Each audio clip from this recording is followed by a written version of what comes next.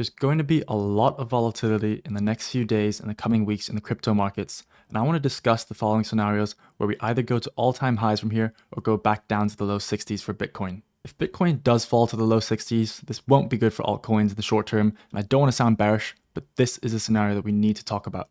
In this channel, I want to be as objective as possible and make sure you're not FOMOing to things or panic selling your bags. If you like this type of content, make sure to subscribe and turn on the post notification bells so you know every time I post a new video. I'm going to show you how I'm preparing for both scenarios, and if you stick around till the end, I'll even talk about some AI coins that are setting up for some great buy zones in the high time frames that are going to do multiples this year.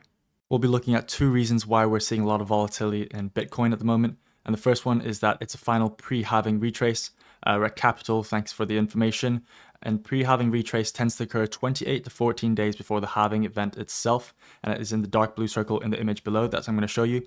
In 2016, this pre-halving retrace was 38% deep and lasted 3 to 4 days, and then in 2020, the retrace was minus 20% and lasted 56 days.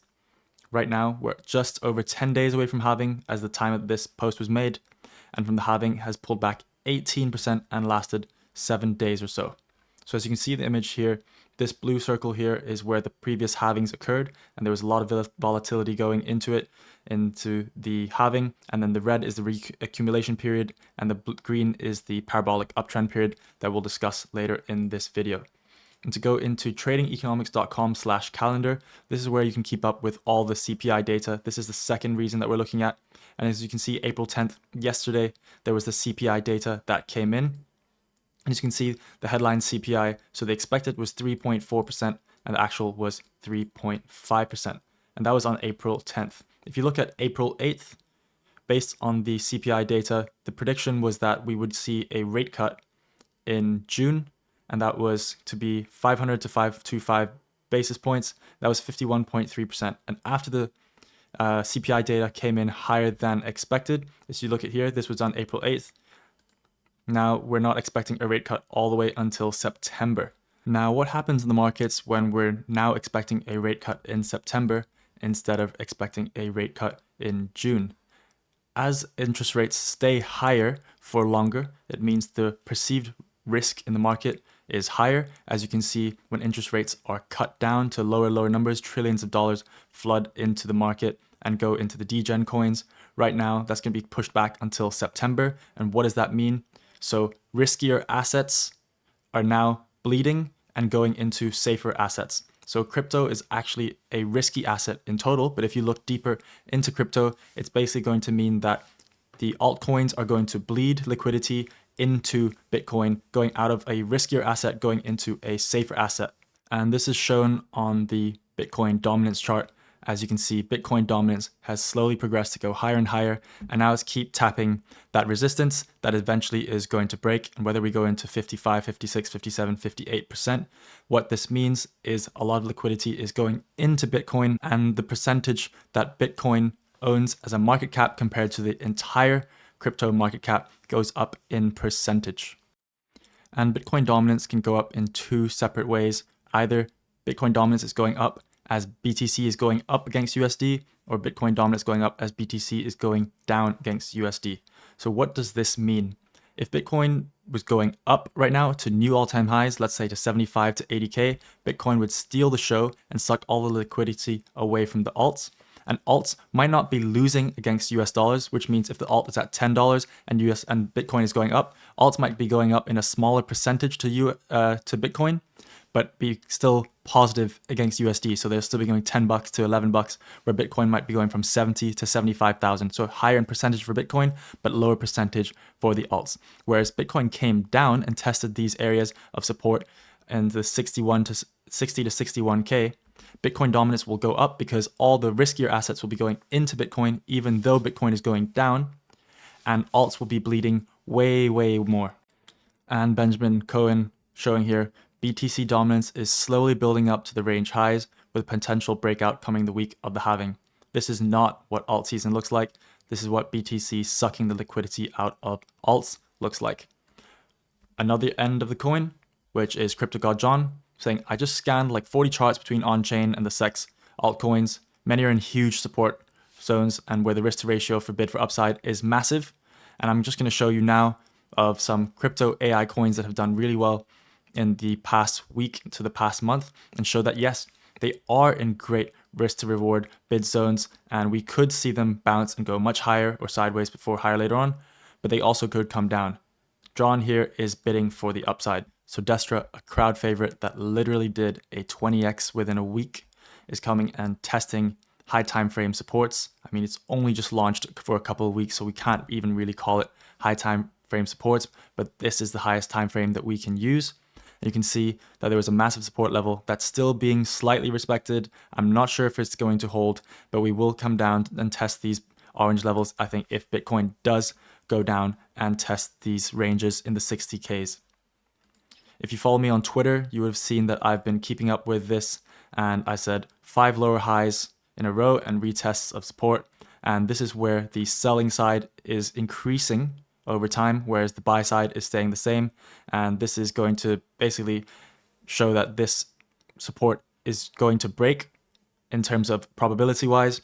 And I don't think the blue box holds anymore, and very likely we hit the orange box, because I do think Bitcoin will come and test these zones in terms of having a lot of volatility going into the halving and after. Going back to here, I'm still very bullish on Desync in the long term. I think it's a great project. However, I have sold my position as of now, and I'm looking to rebuy lower in the orange box. If you're not looking to trade the markets and you think this is a good entry and you can just hold, because we might not actually come and test the orange box. This might be the last time that test this blue box before going much higher. So we will have to wait and see to find out. Next coin is Hash. Hash AI also just launched very recently. As you can see on the 4-hour time frame, there isn't that much data to even look at as it's brand new. But as you can see, the blue box here that has held as support has now been broken. We wick down, maybe you'll see a wick back up, but we have broken these key time frame supports. And if you are looking to bid, this might be a good position to buy in if you think Bitcoin is not going to retest the 60s to 61Ks, or maybe in between the 65 and 60K. If you think we're going to just go sideways from here between 69 and 71 and then go up from there, then this is definitely a good support zone to buy in. ZKML, the next one, Becker is also an advisor for this. As you can see, lower high, lower high, lower high. And the support zone here has been broken. The day has not closed yet. We might just see that it's just going to be a wick, and then it's going to actually just close here and respect that support and go much higher. Or we could come down to lower support levels. As I said, if you're not trying to look to trade the market, or depending on what you think Bitcoin will do going into the halving and the volatility that there is, that will depend on you. But either way, these positions here in terms of the highest timeframes that we have are in the big retest support zones that are good positions to buy in. ARK here, yep, small market cap. So this even more volatility, because if it goes down from 15 million to 10 million, that's a third, 33% loss. Whereas, compared to the bigger coins, you're not going to have as much volatility. But as you see again, high, lower high, lower high, still testing that support zone and respecting it as well. Do you think Bitcoin is going to continue to go up? Then this is going to be a great support zone to buy in. And Pleb just wanted to cover as well. Base Network and Coinbase is going to be onboarding a huge amount. I'm pretty sure there's like 200 million users who are already using Base, and they'll be able to move from Base directly. From Coinbase directly to Base. So that means the amount of liquidity that's going to go in, and a lot of retail, because a lot of retail are using Coinbase. Meme coins are absolutely going to fly, and Pleb is just one of the meme coins on there, which I just thought was super funny. As you can see, lower high, lower high, lower high.